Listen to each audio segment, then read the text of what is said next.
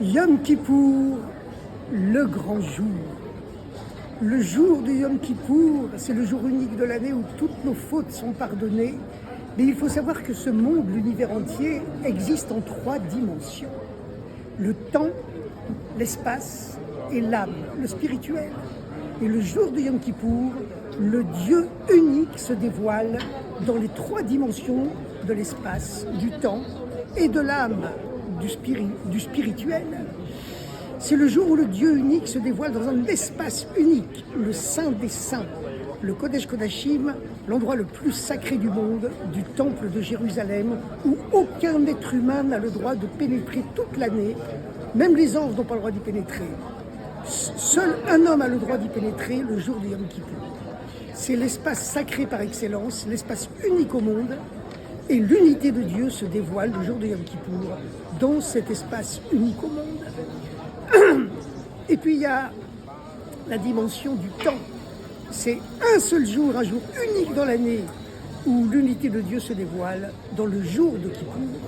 Et puis il y a l'âme unique dans l'année, c'est celle du Kohen Gadol, le grand prêtre, qui le seul a le droit de pénétrer dans l'enceinte du Saint des Saints, le Kodesh Kodashim, l'endroit le plus sacré du monde, le jour de Yom Kippour.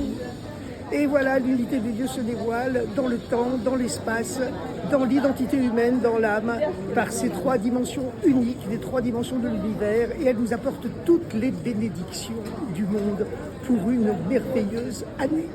En dehors de ça, vous savez qu'il existe une grande erreur dans les trois termes qui apportent le pardon à toute l'humanité.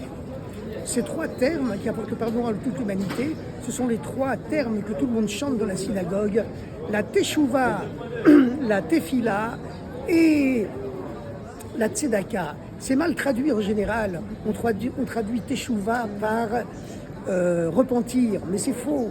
Teshuvah, ça veut dire le retour. Le jour de Kippour, c'est le jour du retour. Chaque être humain revient à qui il est vraiment, à l'étincelle divine qui constitue le fond inaltérable de son identité, de sa personnalité. C'est le jour où on revient à Dieu et on revient à cette parcelle de Dieu qui est en nous et qui est le fondement le plus profond de notre être, de notre personnalité. Donc voilà pourquoi Yom Kippour, c'est le jour du retour. Et puis il y a une autre erreur, c'est que les gens disent, on chante le mot prière et les gens croient que prière ça veut dire demander à Dieu qu'il nous bénisse, qu'il nous fasse multimilliardaires, etc., etc. C'est vrai, on ne refuse pas. Mais le terme tefila en hébreu ne veut pas dire requête et demande. Ça vient du mot ftil, qui veut dire le lien, l'union. On cherche à s'unir à Dieu par la prière, à se lier à lui, à s'attacher à lui, à devenir un avec lui.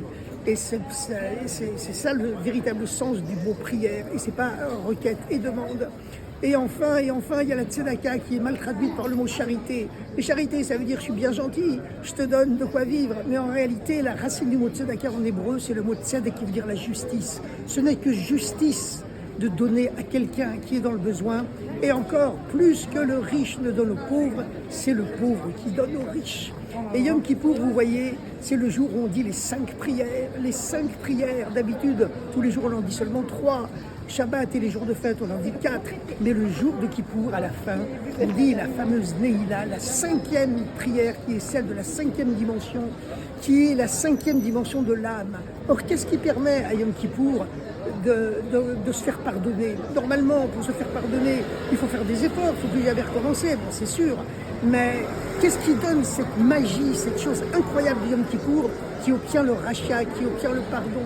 Eh bien, c'est que Yom Kippour, on se connecte à la 5e dimension de l'âme, par la 5e prière de Kippour.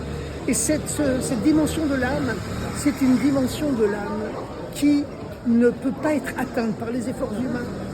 Aucune bonne action ne peut l'améliorer, aucune mauvaise action ne peut la souiller, ne peut l'altérer.